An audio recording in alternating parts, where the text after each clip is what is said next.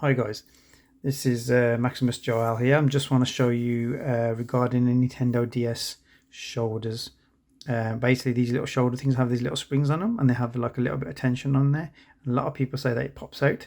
So if I just put my finger on it to make sure that it does pop out, I'll show you what I mean. So normally when you're cleaning it and things like that, which is what I'm trying to do with this DS here, I'm going to try and clean it up and fix it.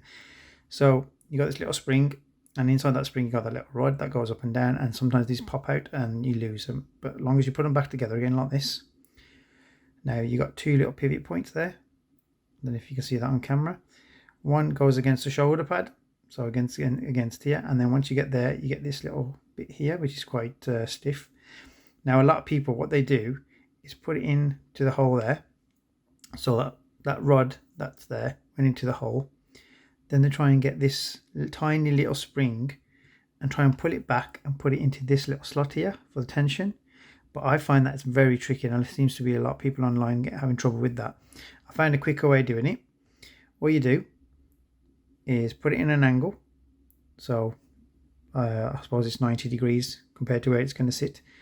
You get the little rod bit there and push that into the hole slightly. It doesn't have to be all the way in at the moment, just hold it in there while you put this into the slot. So hopefully this shows up on camera. I have got a camera in front of me, so I can't really see what I'm doing properly. Hold it in, there you go, and it sits there. Perfect. 5-second job.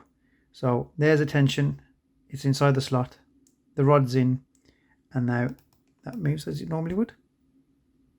Hopefully that's been quite easy to understand, and if you don't understand, just give me a shout and I'll try and make a better video if I can. But yeah, it's a lot of people seem to struggle with that, so I wanted to show you that there is an easier way to put it all back together again. Okay, bye bye, take care.